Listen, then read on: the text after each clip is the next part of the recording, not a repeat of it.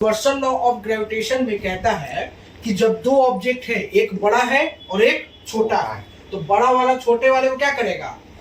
खींचेगा, अपनी तरफ अटैक करेगा। कभी भी याद रख लीजिए, कोई भी बड़ी वस्तु अपनी छोटी वस्तु को अपनी तरफ खींचती है। तो जैसा कि हमने भी बताया, फोर्स लगाएगा वो दोनों के मास के डायरेक्टली प्रोपोर्शनल होगा। मतलब कि जो इनका फोर्स है, फोर्स ये मास 1 और मास 2 के किस तरह से प्रोपोर्शनल है? डायरेक्टली। मतलब ज्यादा मास तो ज्यादा फोर्स, मास ज्यादा तो फोर्स भी ज्यादा। हाँ, जो इनके बीच का फोर्स लगेगा वो कितना ज्यादा लगेगा, इनके मास पर डिपेंड करता है। ठीक है, इसलिए फोर्स जो होता है मास के क्या होता है, दो ऑब्जेक्ट के मास के डायरेक्टली प्रोपोर्शनल होगा। अच्छा, अब एक बात आता है कि दोनों के बीच का डिस्टेंस को हम लोग ले लेते हैं r। तो जो दोनों के बीच का दूरी है, मान लीजिए सन यहाँ है और पृथ्वी 1 लाख किलोमीटर दूर है। तो इन दोनों के बीच की दूरी होगी 1 लाख। तो जितना कम दूरी रहेगा उतना ज्यादा खींचाएगा। अब एक सीधी सी बात है, एक चुंबक के नजदीक अगर हम एक लोहा ले जाएंगे तो फोर्स उतना ही ज्यादा लगेगा, और जितना हम दूर करेंगे लोहा को चुंबक से उतना फोर्स कम लगेगा। नहीं समझे? समझ गए। यूनिवर्सल लॉ ऑफ ग्रेविटेशन कहता है कि जब एक छोटी वस्तु बड़ी वस्तु के नजदीक जितना जाएगी उतना फोर्स ज्यादा लगेगा, और जितना दूर जाएगी उतना कम फोर्स लगेगा। समझा है कि नहीं? तो कहने का यह मतलब यही था कि बड़ी वस्तु के नजदीक जितना रहेगा ना उतना फोर्स ज्यादा लगेगा। तो इस तरह से यहाँ जो फोर्स है, फोर्स डिस्टेंस के किस तरह से प्रोपोर्शनल हो गया? नहीं, इनवर्सली। क्योंकि अगर हम लोग देखेंगे तो डिस्टेंस कम तो फोर्स ज्यादा, और डिस्टेंस ज्यादा तो फोर्स कम, माने दूरी ज्यादा हो गया तो फोर्स क्या हो जाएगा? अब एक चुंबक यहाँ, लोहा यहाँ रख दो, क्या खींचेगा उसको? खींचेगा उसको?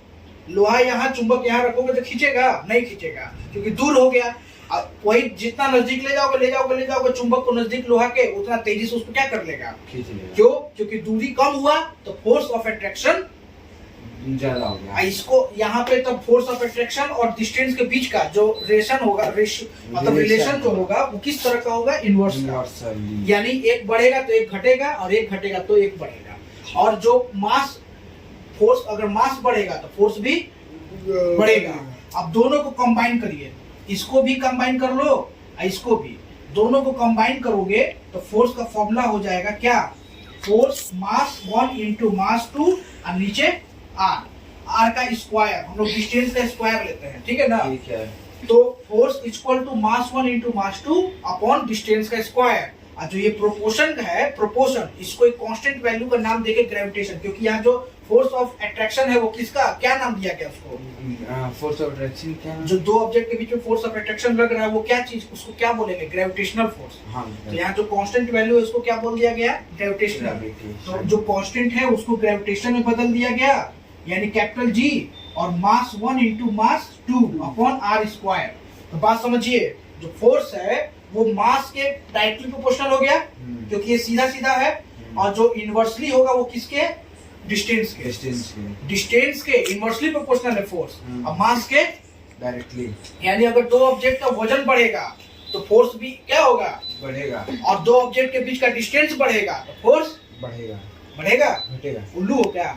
ध्यान से सुना करो, बढ़ेगा नहीं घटेगा, वहां पे फोर्स घटेगा। Bus stop.